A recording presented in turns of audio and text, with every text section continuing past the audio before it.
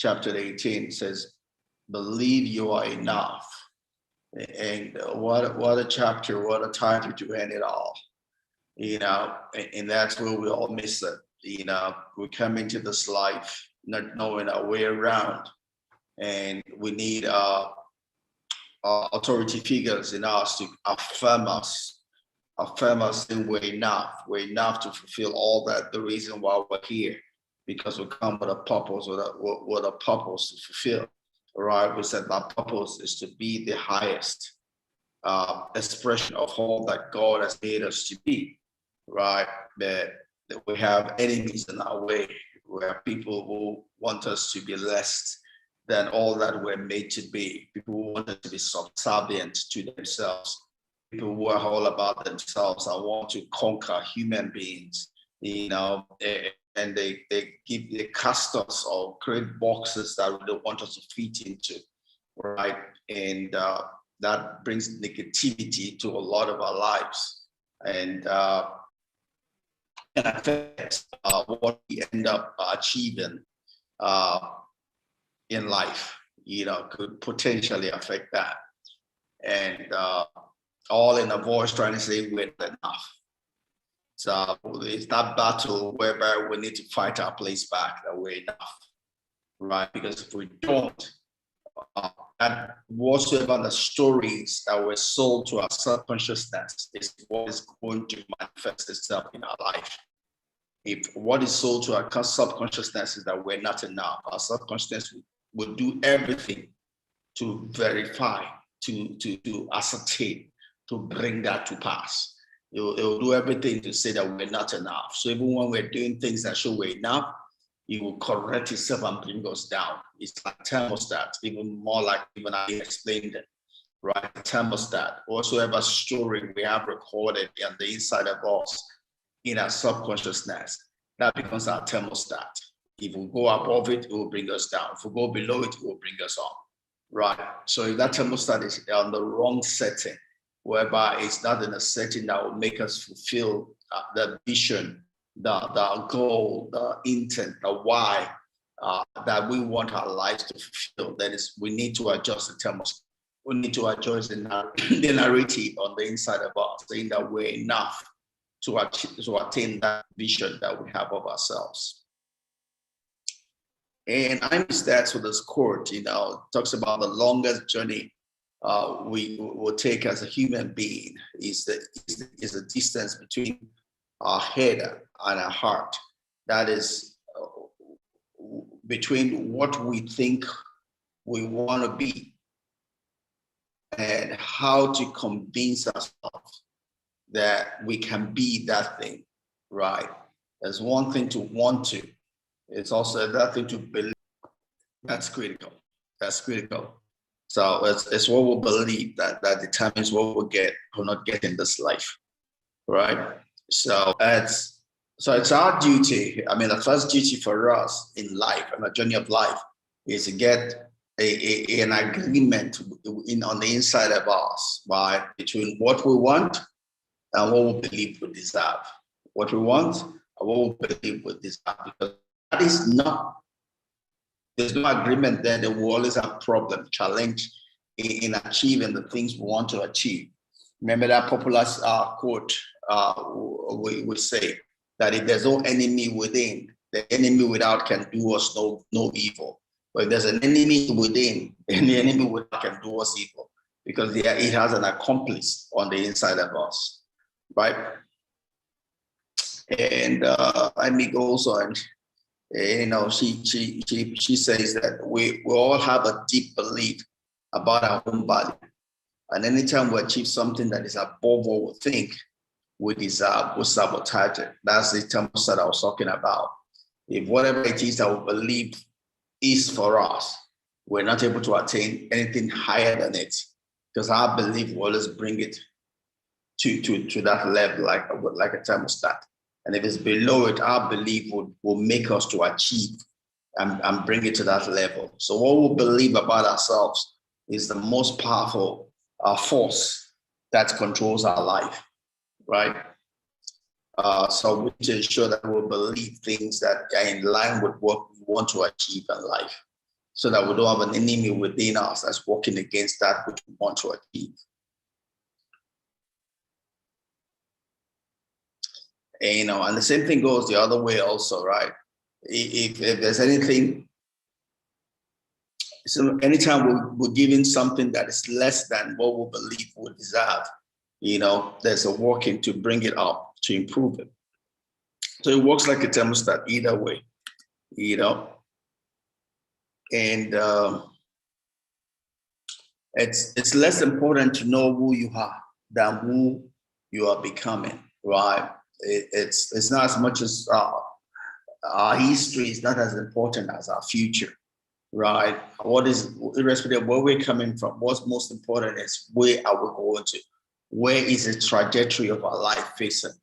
Because that's what's really important. That's what's going to determine our future, right? That's what's going to determine what our tomorrow will look like, right? The past is gone. The past is gone. We no more live there, right? We live in the present.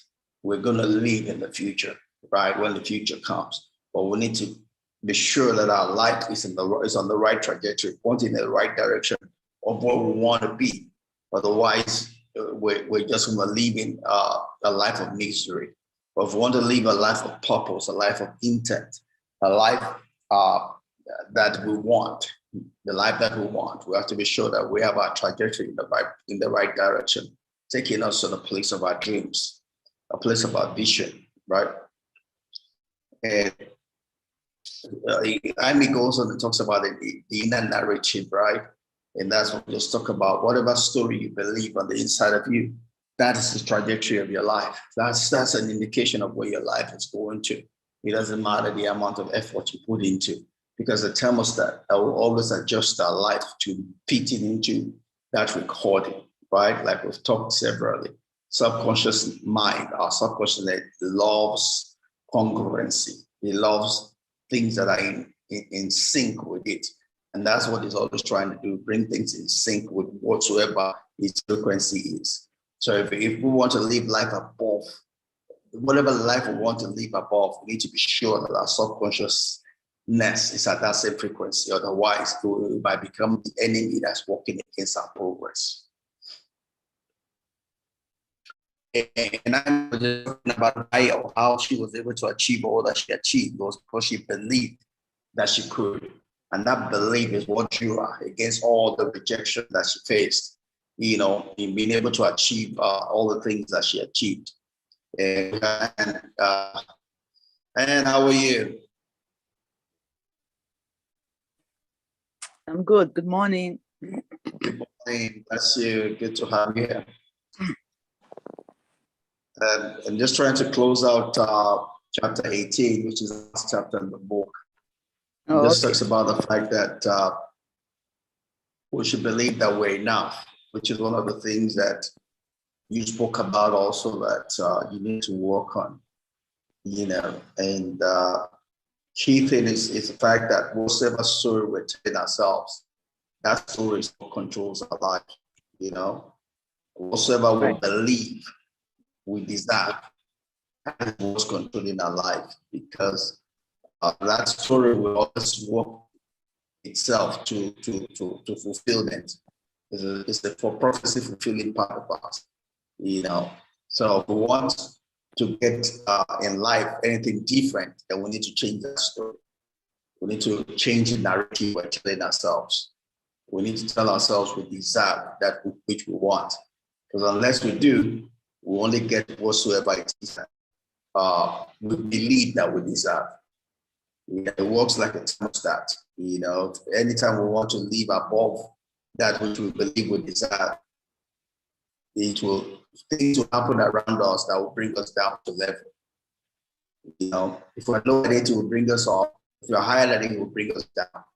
Right? It's like it could be a friend or depending on the steepness of what you're trying to achieve. I've seen that in my life, like I've said severally, when I had my first incident of it was like, I had lost a lot of money.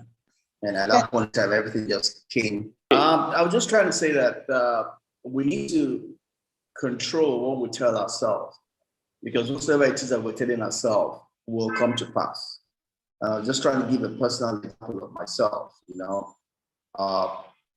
back in 2008, when I lost a lot of money and I went into a bit of depression, it was just culmination, right? I could just see a lot of things that have been happening in life, almost like your case was almost like you almost got there and everything crumbled. And it was just happening in too many areas of my life, and I needed to get some kind of correction, right? And that just something like that. It's you have to whatsoever it is that you believe, right, will come to pass. Whatsoever the story it is that you're telling yourself, your subconsciousness will make it come to pass. So that's why what you tell yourself is very important, because it's the power, it's the message that you give to your subconscious. The key thing is just to be, I know you said several about that, and it's something that you just have to tell yourself you deserve the very best. You have to speak the word of God. There's no limit to what you can have. If there's anything you want to have, you have to believe that you deserve it, right? Because the scripture says all things are ours, right? It's not because you were born in a particular place, your parents were a particular place, or you are so and so. You deserve it just because you are God. You belong to God, right? And all things are God's, and God will deserve everything, right? So that has to be the base. God has to be the basis of our faith. Otherwise, none of us will fight. You understand? It's very easy for the devil to justify to us why we don't deserve things. But the reason why we deserve anything at all is because of God, right? And if we belong to God, then there's nothing that we don't deserve, right? And that's why Jesus Christ says, to him that believeth, all things are possible, right? With God, all things are possible. Those two have to agree together for us to get anything from God. So, but you're welcome. Happy Sunday to everyone. Happy Sunday. Good to have you here. Well, are you hearing me? Yes, I am. All right, great. I mean, we're just trying to finish the last chapter in the book, which talks about when you need to believe that you're enough, that you deserve the very best from God. Anything that you want, you need to believe that you deserve it. Because if you don't believe that you deserve it, then you are going to be working against yourself, right? Scripturally, the Bible says that to him that believeth, all things are possible. For him that does not believe is like a double-minded person, and is unstable in all his ways. They can't get anything from God. That applies generally also. I mean, if you don't believe, you can't get anything. You're going to be working against yourself, right? The subconsciousness runs on belief. It's what you believe that the subconsciousness runs on, right?